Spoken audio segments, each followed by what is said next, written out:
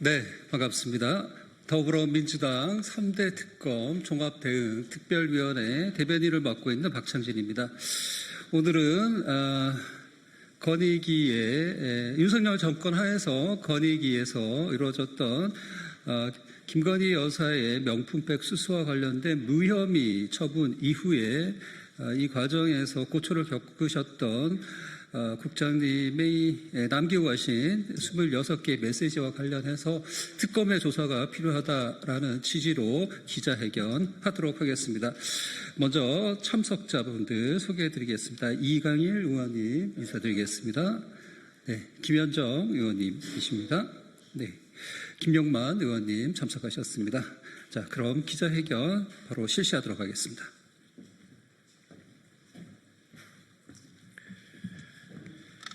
김건희 명품가방 무혐의 처리 진상조사 특검으로 규명하라.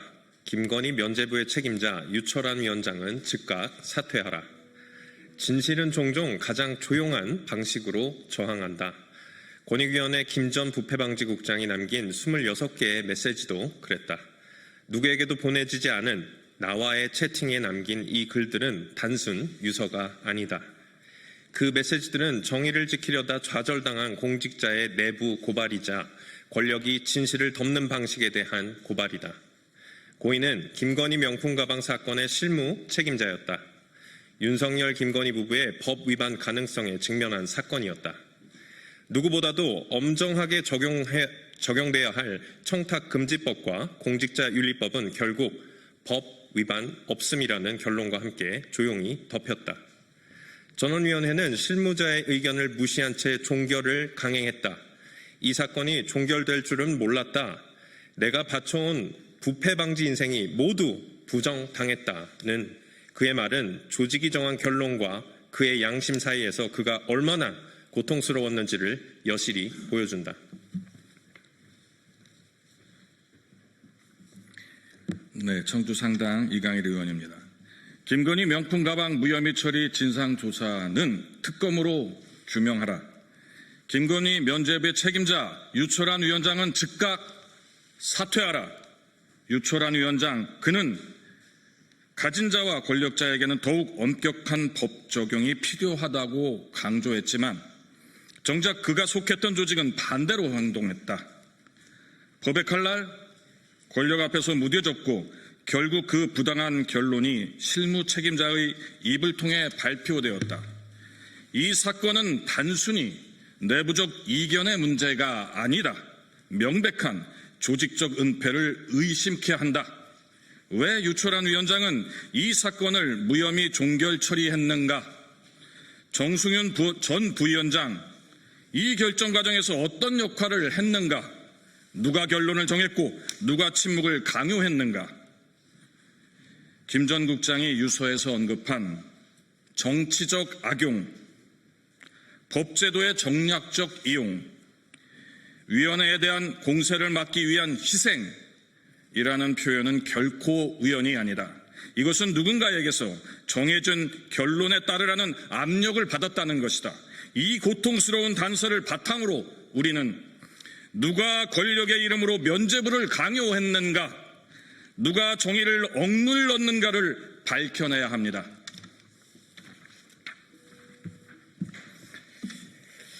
유철한 위원장은 김 전 국장의 양심이 무너지는 순간 그 자리에 있었던 사람이다.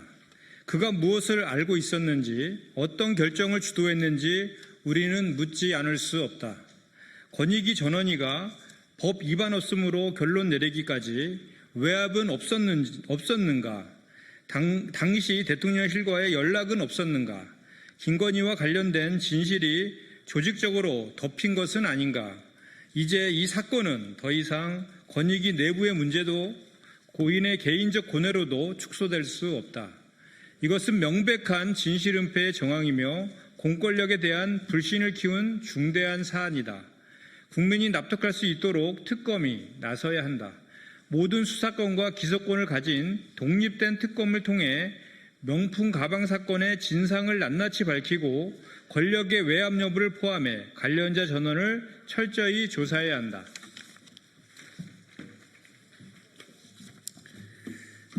유철환 위원장은 즉각 사퇴하라.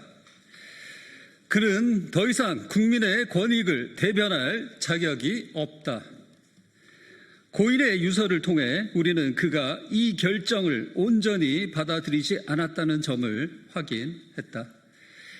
그가 왜 괴로워했는지를 안다면 오늘의 그 권익위가 계속해서 침묵과 부정을 반복해서는 안 된다. 특검은 유철환 위원장과 정승윤 전 부위원장을 수사 대상에 포함하라. 고인의 유서를 외면한 정치적 종결 결정에 책임을 물어야 한다. 권익위의 면죄부 결정을 반드시 수사로 규명해야 한다. 2025년 8월 7일 더불어민주당 3대 특검 종합특위 총괄위원장 전현희, 더불어민주당 김건희 특검 TF 1동, 더불어민주당 국회 정무위원회 위원 1동. 이상입니다. 감사합니다.